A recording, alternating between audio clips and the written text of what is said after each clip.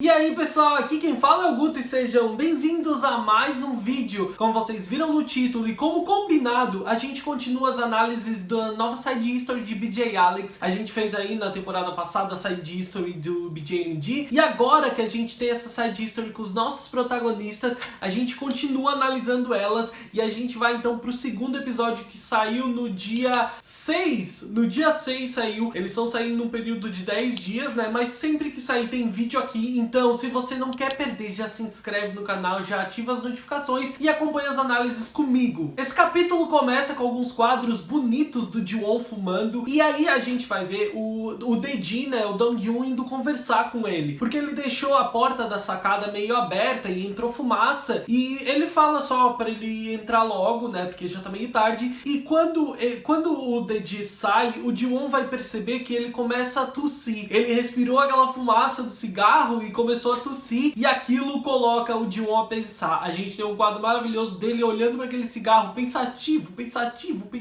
pensando na vida ao olhar aquele cigarro, e aparentemente ele tomou finalmente uma nova decisão, e a gente vai perceber que não é tão finalmente assim, que essa decisão já foi tomada algumas vezes. O Ji-won chama o DJ que tá ali jogando videogame, jogando naquele Nintendo Switch, que olha, ele tem um Nintendo Switch, ele não é só um universitário, cara, o Nintendo Switch é muito caro, como ele tem um Nintendo... Ai, meu Deus, tá, calma. E daí ele vai falar com o Dae-ji e ele diz que ele decidiu que ele vai parar de fumar. O Dae-ji tem um impulso de alegria, né? Ele fica bem contente com isso e pergunta se ele vai realmente conseguir, o que deixa o Ji-won bem puto, porque o Ji-won diz que ele é um homem de palavras, que se ele tá dizendo que vai parar, ele vai parar e que dessa vez ele vai parar sim. E a gente entende por que o Dae-ji não bota muita fé, porque não seria a primeira vez que ele promete isso e que das outras vezes não foi algo de muito sucesso. Gente, deixa eu falar uma coisa aqui pra vocês. Muitos de vocês não devem saber nem imaginar, mas eu fumei. Eu fumei durante um bom período da minha vida. Eu acho que eu fumei, tipo, entre os meus 16 anos de idade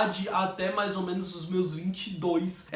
Eu não era, tipo assim, meu Deus, uma chaminé, um dragão, mas não, era uma coisa, eu fumava bastante. Não é uma coisa, tipo, da qual eu me orgulho, porque, tipo, a gente sabe os maus que aquilo ali causa, né? E só que na hora tu não pensa nisso.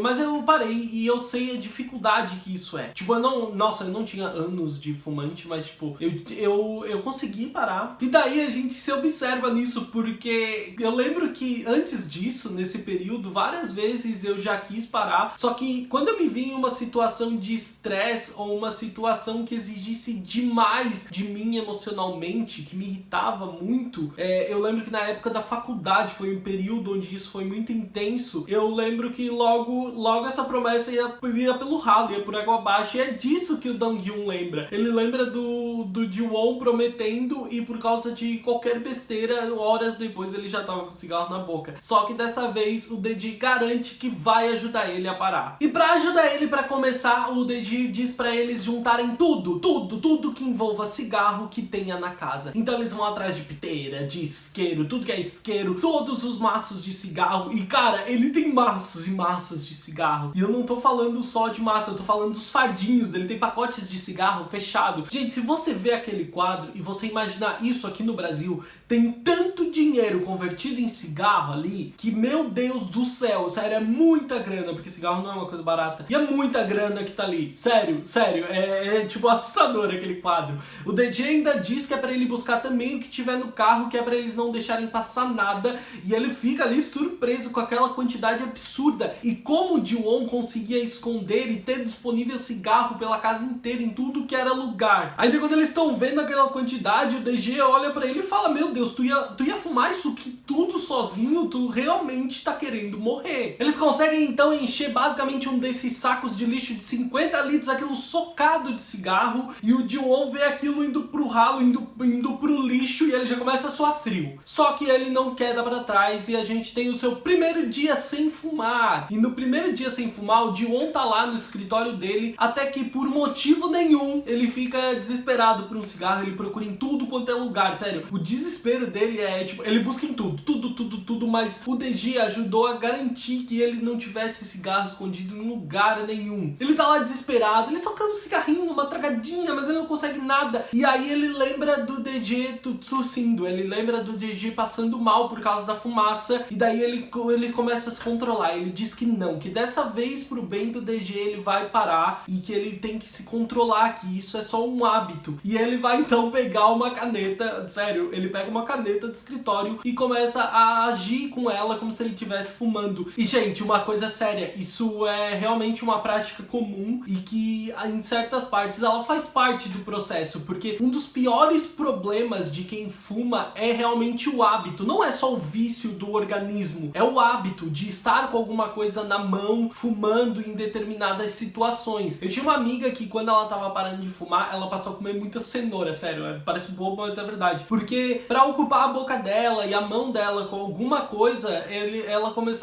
comia uma cenoura, que meio que ela conseguia associar aquilo ao cigarro e se ocupar. O hábito é definitivamente um dos maiores obstáculos em quem tá parando, e o Ji-won tá sofrendo isso na pele. Durante a noite, no meio da madrugada, o Dong-hyun ele vai acordar no meio da madrugada, coloca a mão e não encontra o Ji-won. Então ele vai procurar o Ji-won pela casa e ele vai se deparar com uma figura assustadora, que é um Ji-won devorando doces igual um condenado. Parece você quando quer comer todas as sobremesas da ceia de Natal antes que as pessoas comecem a levar embora. E ele, sério, ele sentou no sofá e começou a comer igual um louco. O Dong-hyun, ele chega na sala, olha aquilo e pergunta: foi tu que comeu isso tudo? Porque tu normalmente não come doce, tu nem gosta tanto assim de doce. E ele, naquela cara desesperada, ele disse que ele precisava manter a boca dele ocupada com alguma coisa, e aí tudo que ele encontrou pra se entreter foram os doces, e ele tá lá grudado no 1000º pirulito dele. Então ele vai pedir pro Dong-hyun se ele não pode fumar só um cigarrinho. Cara, ele faz uma carinha de cachorridão que é de cortar o coração, e realmente corta o coração do DG. Ele fica apaixonado com aquela carinha dele pedindo só um cigarrinho.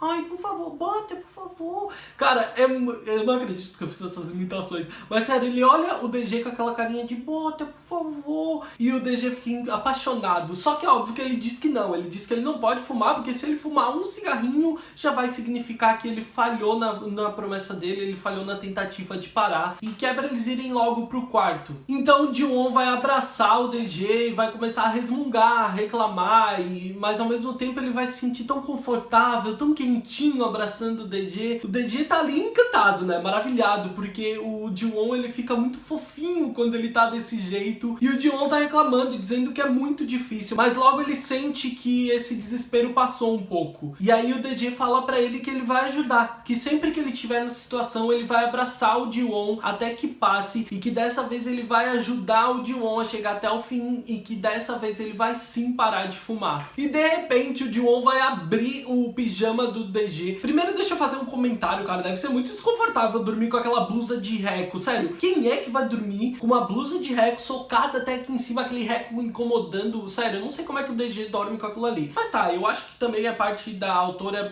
é uma tática da autora pra poder tornar a cena o que ela queria, né? Senão ele ia ter que tirar a blusa do DG por cima e ia ser totalmente tosco. Mas o que ele faz é abrir a blusa do DG e começar a beijar a tetinha dele. O quê?